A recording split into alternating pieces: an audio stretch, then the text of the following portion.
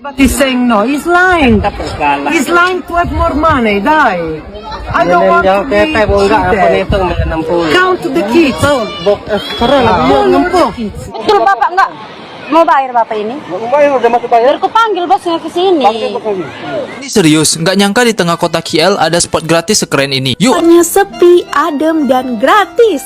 Kapal kami disita oleh pihak Kementerian Imigrasi Indonesia. Benar-benar sial banget. Pengalaman Emang aneh dan ini negara masih bisa kayak gitu kelakuan orang-orangnya ya. Come on over if you wanna have a good time. No more playing around, but now's the time to cross the line. Show me what's inside that soul, I'll let you feel mine. Come on, I said I'm... Oh hai, oh halo, hai semuanya. Apa kabar teman-teman? Jumpa lagi bersama Sari di channel ini. Sari doakan dimanapun kalian berada tetap diberikan kesehatan ya, tetap semangat dan yang pastinya selalu berpikiran positif, oke?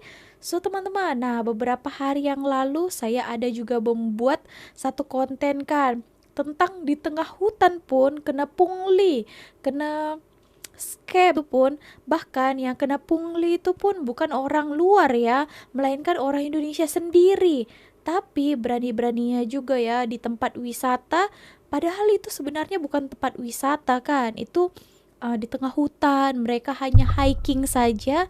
Tiba-tiba ada orang yang meminta uang di tengah hutan. Bayangkan, saya baca-baca di dalam komentar itu, ternyata teman-teman Malaysia itu banyak yang merasakannya ketika dia melancong ke Indonesia. Nah, sangat miris sekali, bukan hanya orang lokal saja, melainkan orang luar pun terkena. Ini ada viral baru-baru ini, viral bule beli es krim 1 juta ya.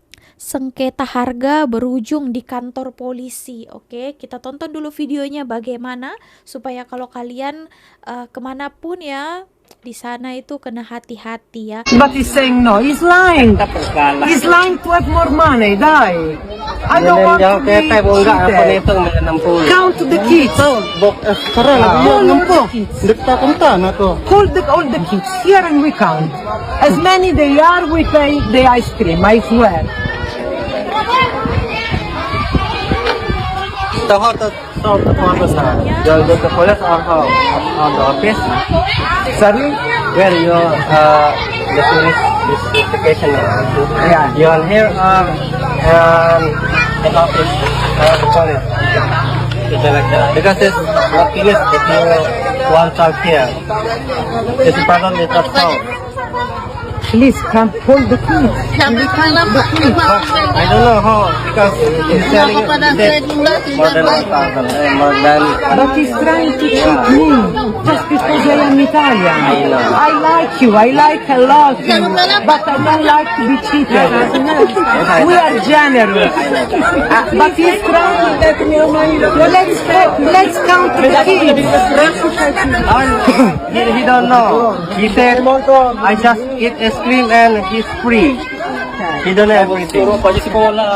But let's count the kids. How to come? Because he don't know who is eat ice cream. All the kids. Let's take all the kids here. All the kids here. Suruh nitong, saya sakakan. All the kids here. I swear. Jualnya minta 1 juta, banyak sangat. Look, I swear, we count the kids, and as many as are the kids, we pay them. Okay? I swear. Nah, begini kisahnya ya. Ada satu penjual es krim. Lepas ini ada bule ini, dia mau memborong semuanya katanya supaya anak-anak di situ boleh beli, boleh ambil lah ya, dia yang bayar. Dan es krim itu padahal dia tanya hanya sekitar satu potong 5.000 rupiah, sekitar 1,5 ringgit gitu. Tapi sudah diborong padahal hanya sekitar 50, tak sampai pun es krim itu diambil anak-anak itu. Tapi sepinjual es krim ini dia mengasih harga semuanya itu 1 juta. Macam kira-kira 300 ringgit lah ya. 1-2 ringgit dikali 50 pun tak sampai 300 ringgit kan. Tak sampai 1 juta. Dia ini tipu penjual es krimnya nih, mencari untung lebih. diakibatkan ini bule ini itu berbaik hati kan, dipikirnya bule wow banyak uang ini, bolehlah saya ambil untung lebih. Nah itulah menjadi permasalahannya kan. Nah dan ramai yang berikan komentar, saya tengok di sini kan, wah mahal sangat itu ice cream, mahal banget ice cream sampai 1 juta, tak sampai pun 50 potong ya. Mencari kesempatan lah itu ya, padahal bule ini bermaksud baik untuk bersedekah di sana, bagi untuk anak-anak kecil es krimnya, tiba-tiba terkejut dia kan 1 juta, wow banyak juga itu ya. Gimana ini orang mau bersedekah, kalian mau ambil untung pula lebih kan, untung sikit-sikit sudahlah kan. Aduh ini banyak sekali sampai 1 juta ya, berapa kali double tuh. Jadi takut orang bersedekah kayak gini kan. Betul Bapak nggak mau bayar Bapak ini? Mau bayar, udah masuk bayar? Biar aku panggil bosnya ke sini. Biasanya bayar 20.000 itu uang kebersihannya. Ya panggil bosnya, aku makan dulu ya. Tapi bayar loh kalau belum masuk. Panggil paket. Biar dia ngomong sama apa. Kan di sini pun tak boleh ya. Makanya kalau Bapak masuk mikir-mikir dulu gitu Pak. Tadi saya masuk ini, kita tuh. Kemana? Itu nggak punya kami. Nanti kalian mau nyebrang. Di situ 10.000 bayar. Udah aku makan, kok udah sini, makan apa? Itu datang terlagi bosnya. Panggilan kami. Itu udah dipanggil. Udah bayar. Langsung nanti kena usir kalian dibuatnya kalau dia udah marah.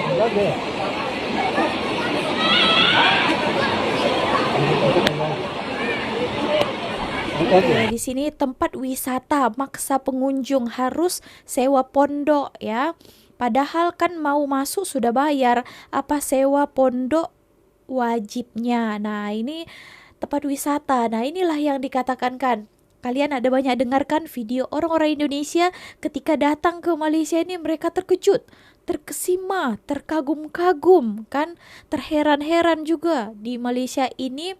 Itu banyak tempat wisata yang cantik-cantik ya, itu percuma, gratis. Nah banyak kan yang kalian tengok kan video orang Indonesia gitu, diakibatkan ya gini. Kalau di negara kami di Indonesia itu banyak tempat-tempat wisata, padahal itu alam sekitar semula jadi, macam apa ini, sungai di tengah hutan juga, diminta uang jalan. Nah ini pun mereka tak mau sewa macam rumah-rumah kecil untuk berteduh itu, pondok namanya. Padahal mereka di sini di batu-batu ini saja pun makan dilarang kan, harus sewa pondok katanya supaya mereka itu dapat keuntungan. Padahal tadi juga di depan dia sebelum masuk pun sudah diminta uang parkir lagi. Nah ini pun diminta lagi. Inilah mungkin menyebabkan wisata kita di Indonesia itu kurang dilirik lagi oleh orang-orang luar. Bukan orang luar saja, orang lokal negara kita, orang-orang Indonesia sendiri pun lebih selesa ya berjalan-jalan, melancong itu ke luar negara. Nah itu kena diperbaiki ya untuk sistem wisata di negara kita. Oke teman-teman, kita tonton satu video ini lagi. Paspor kami disita oleh pihak Kementerian Imigrasi Indonesia. Benar-benar sial banget. Pengalaman pertama ke Indonesia untuk mengikuti pameran di Indonesia membuat kami sangat kecewa banget, sangat tidak friendly banget terhadap orang yang memiliki paspor luar negeri. Pas kita masuk, kita mengapply visa. Kalau kita cek langsung di website visa, kita kelihatan visa arrival, visa B1. Itu tujuannya untuk apa? Traveling. Kemudian tertulis lagi convention, exhibition. Apa artinya? Coba cek di Google. Pameran. Jadi otomatis kami mengapply visa B1. Tapi di saat pameran hari kedua, yaitu tanggal 8 Agustus jam 5 sore lewat, tiba-tiba kami didekati oleh sekelompok petugas yang menyatakan bahwa mereka adalah dari pihak imigrasi yang ingin meminta paspor kami. Karena kami merasa tidak bersalah, kami menunjukkan paspor kami dan menunjukkan visa kami. Petugas di sana langsung menyatakan bahwa kami melanggar peraturan dan paspor kami langsung disita. Dikarenakan pesawat kami di hari Minggu, kami langsung mengunjungi kantor untuk melakukan interview. Dan pas kami tiba, wow, rame banget. banget. Banyak sekali paspor orang luar negeri yang ditahan oleh imigrasi Indonesia. Jadi kami antri sampai malam banget, jam 8 lewat baru kami dipanggil. Di saat interview kami hanya ditanyakin alasan kami ke Indonesia, kemudian memberitahu kepada kami bahwa visa kami salah. Kami tidak boleh menggunakan B1 karena B1 adalah mengunjungi pameran, bukan mengikuti pameran.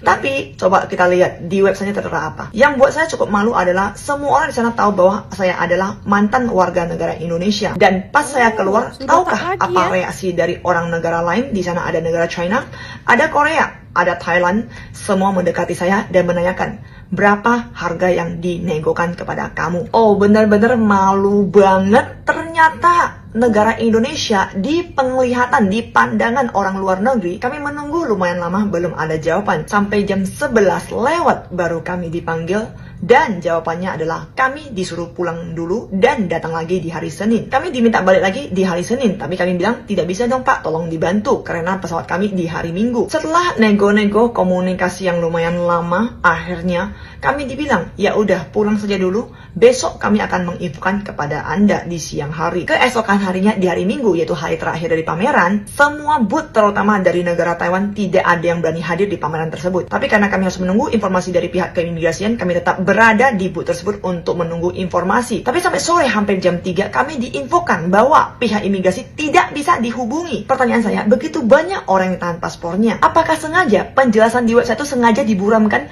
agar banyak yang bisa ditahan? Negara begini apakah bisa maju? Dan kabarnya ini bukan pertama kali lagi, ini udah sering banget terjadi. Apakah jebakan ini untuk orang asing?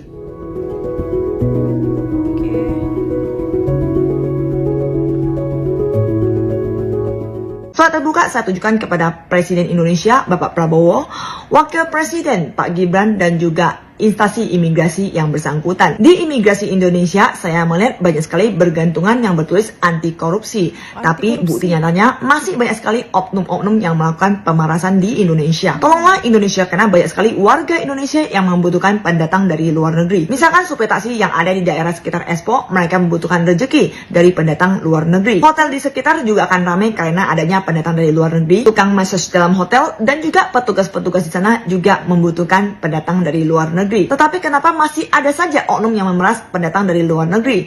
Saya sebagai mantan WNI merasa sangat kecewa sekali. Tolong Bapak Ibu yang berhubungan dengan keimigrasian, rawatlah website Kementerian Imigrasi yang ada di Indonesia. Karena abu-abunya penjelasan tersebut mengakibatkan pendatang luar asing dijadikan sebagai sasaran pemerasan, salah satunya termasuk kami. Puluhan pendatang luar negeri yang melakukan pameran diperas satu orang 2.000 USD agar paspor kami bisa dikembalikan. Dan setelah kami telusuri, ternyata sudah banyak sekali korban pendatang luar negeri yang juga menjadi korbannya. Masa sih website negara yang sudah membuat banyak orang keliru tidak dilarang? Kita lihat jenis visa-visa tuh yang terjemahkannya berpergian, mengunjungi keluarga, menghadiri rapat, insentif, konvensi, pameran, seminar, atau acara yang serupa. Jadi banyak pendatang luar negeri yang mensalahartikan B1 bisa digunakan sebagai pameran. Tapi ternyata kalau kita scroll ke bawah lagi, ternyata ada visa lain lagi yang namanya visa C11 untuk exhibitor, yaitu pelaksana pameran. Tapi kalau kami belum pernah ikut pameran, kami bagaimana bisa tahu kalau kami tidak scroll sampai ke bawah? Yang mengakibatkan banyak sekali pendatang luar negeri yang menjadi sasaran pemerasan 2.000 USD per orang, yaitu 30 juta per orang. Dan yang pada akhirnya masih bisa menimbulkan 25 juta. Apakah ini biaya legal? Tidak, ini adalah biaya under table. Di saat itu kami tidak setuju, dikarenakan kami takut pemerasan kali ini akan jadi pemerasan kedua kali lagi sewaktu kami tiba di bandara. Jadi kami tidak memilih jalur under table. Kalau visa B1 ini hanya bisa digunakan sebagai mengunjungi pameran, bisakah diralat? Misalkan only visit exhibition, dalam kurung exhibitor please use C11. Biar tidak ada pendatang luar negeri lagi yang menjadi korbannya. Kalau misalnya saya saja yang bahasa Inggrisnya tidak bagus, ya udah. Tapi buktinya banyak sekali pendatang luar negeri yang telah menjadi sasaran. Berarti website Kementerian Imigrasi terlalu abu-abu dan memusingkan pendatang luar negeri dong. Pendatang luar negeri yang melakukan pameran di Indonesia rata-rata adalah bos besar. Jadi kami tidak mungkin demi menghemat uang jajan kami melakukan pelanggaran visa. Dan jikalau memang ada salah permohonan visa, aturannya denda berapa? Berapa hari kasus ini selesai? Jangan membuat pendatang asing menunggu dari pagi jam kerja sampai sore setelah off dikasih tahu. Silakan pulang, besok datang lagi. Besok dan besok kami disuruh tunggu untuk menunggu keputusan dari pimpinan. Seolah-olah menguji kesabaran kami. Yang sabar silakan menunggu, yang tidak sabar silakan under table. Membuat pendatang luar negeri kapok datang ke Indonesia. Untungnya kami dibantu oleh teman kami ngotot kami tidak mau pulang. Kalau tidak, tiket kami akan hangus kedua kalinya. Apakah hanya karena jebakan penjelasan visa ini mengakibatkan pimpinan imigrasi memutuskan kami harus dideportasi? Atau karena kami memiliki bukti pemerasan, jadi tidak berharap masa ini diperbesar dan berharap untuk mendeportasi kami secepatnya? Di mana keadilan untuk pendatang luar negeri dan pendatang luar negeri lainnya yang juga ditahan paspor di expo yang sama, itu rata-rata melakukan under table. Oh, bikin malu ya. Ini katanya under table. Aduh. Kira-kira 30 juta atau setara kalau diringgitkan lebih kurang 9 ke 10 ribu untuk satu orang supaya paspornya dikembalikan ya. Nah, inilah salah satu yang membuat pendatang asing ataupun bukan pendatang asing lah, pelancong ya, turis asing ke Indonesia itu kurang ya, lagi-lagi sekarang makin kurang ya, karena ketakutan mereka nanti ada pemerasan, bukan hanya daripada kalangan masyarakat saja, bahkan oknum-oknum ya, katanya keimigrasian itu ada yang melakukan permainan di dalamnya. Nah, ini tadi Cece ini adalah mantan warga negara ya, berarti dia sudah tidak warga negara Indonesia. Tapi dia merasa malu ya terhadap kawan-kawannya daripada China, Korea, Jepang ya, terhadap ulah-ulah nakal begini. Seharusnya ini harus ditangkap ya, atau tak malu lah ya. Aduh, sebenarnya bukan sekali ini aja terjadi. Itu hari pernah orang China ya, satu lelaki, wow, itu dia videokan ya, dia berani ngambil video.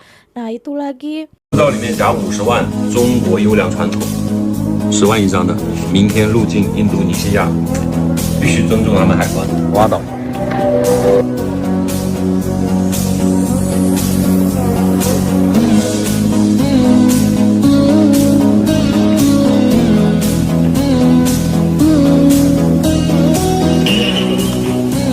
小费一给，顺利走的，成功入境，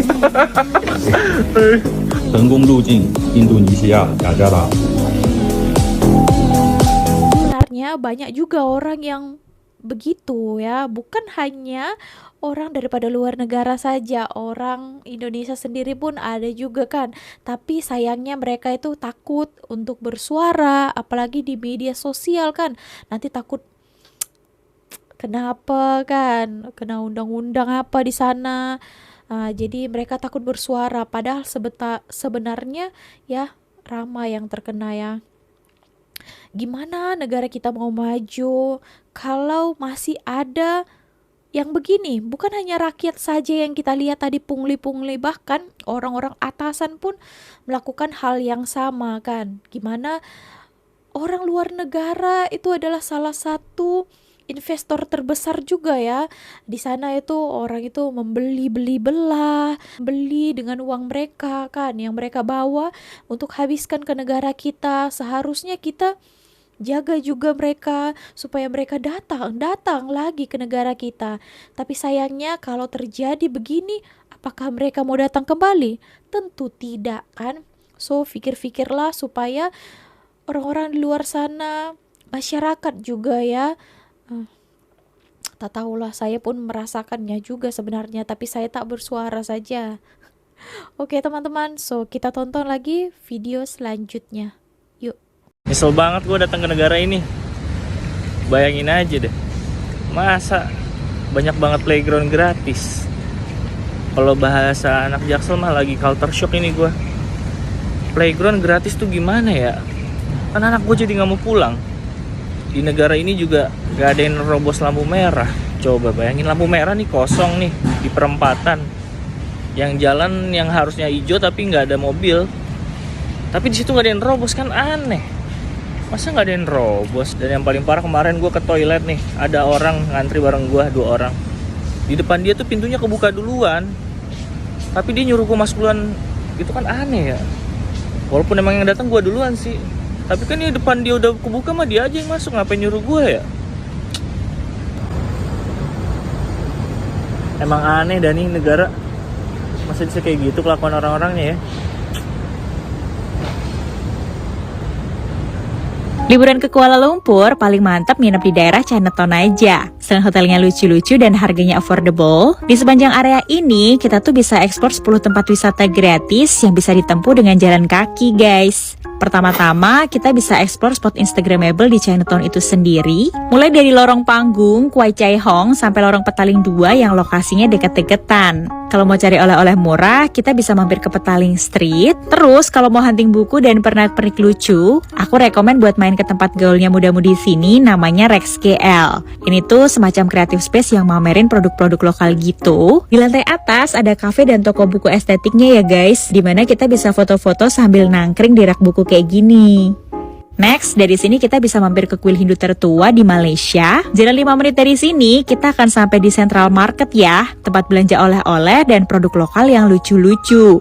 Tempat ini juga cuma 3 menitan aja jalan kaki ke Merdeka Square. Abis dari sini, kamu bisa mampir ke River of Life buat nonton light show gratisan dengan view Masjid Jamek yang cantik banget. Last but not least, kemarin aku nemu cafe unik yang penyajiannya tuh dari dinding bolong kayak gini. Catat ya, ini tuh wajib masuk list cafe yang mesti didatengin kalau kamu liburan ke Kuala Lumpur. Ini serius, nggak nyangka di tengah kota KL ada spot gratis sekeren ini. Yuk aku tunjukin tempatnya. Aku mulai dari stasiun monorail di Bukit Bintang. Kamu tinggal tap masuk pakai kartu TNG. Kalau kamu belum punya, kamu tinggal beli token arah Hang Tuah. Perjalanan kira-kira memakan waktu sekitar 5 menit. Kamu bakal lewat Imbi, lalu kamu bakal turun di stasiun Hang Tuah. Sampai di Hang Tuah, kamu tinggal tap keluar. Abis itu kamu tinggal turun dan jalan ke arah Lalaport BBC. Situ kamu tinggal jalan ke arah seberang dan kamu bakal ketemu eskalator ini. Nanti dari eskalator ini kamu tinggal naik 2 kali eskalator dan kamu bakal nyampe. Dan ini dia view Merdeka 118 plus lintasan monorail ada di depan mata kamu. Spot ini gratis tapi cocok banget nih buat foto OOTD, apalagi kalau malam kan lampu di kota tuh hasilnya estetik banget. Nih aku tunjukin hasil fotoku. Fun fact-nya nih, gedung Merdeka 118 ini adalah gedung tertinggi di Malaysia dan nomor 2 tertinggi di dunia. Jadi foto di sini tuh sekalian foto barang ikonik bersejarah di Kuala Lumpur kan. Di tengah hiruk pikuk kota ada sudut gratis yang bikin kamu lupa waktu. Kalau kamu kesini, kamu bakal nikmati sunset atau city light nih. Tulis di komen ya. Aku nobatkan menjadi spot foto terbaik di KLCC Malaysia. Tempatnya sepi, adem, dan gratis.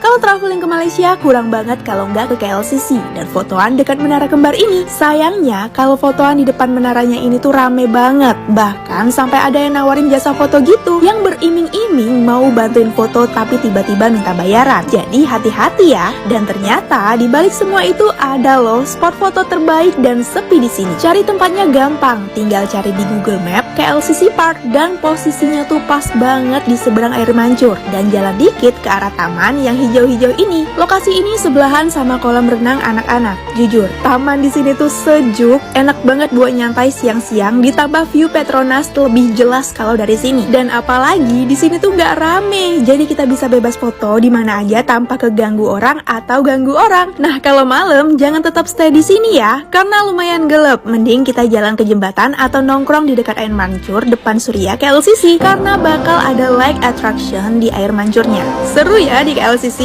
Nah gimana, kalian udah pernah cobain spot foto terbaik di KLCC? Atau pernah berenang di kolam renang anak-anaknya? Kalau belum, kalian wajib banget cobain. Don't forget to save and thank you for watching. Teman-teman, nah itulah salah satu ya membuat orang-orang daripada Indonesia itu lebih melirik negara luar ya. Contohnya adalah Malaysia ya. Ya kalau mungkin Singapura juga ada ramai, tapi kalau Singapura kan